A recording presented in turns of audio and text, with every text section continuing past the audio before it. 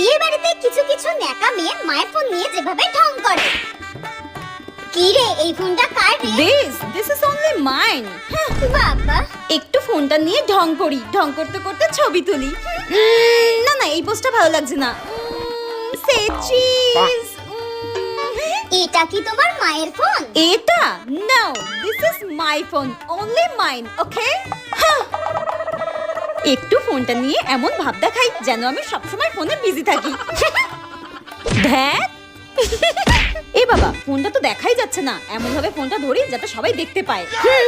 এই তোমার ফোনটা দিয়ে কটা ছবি তুলে দাও না।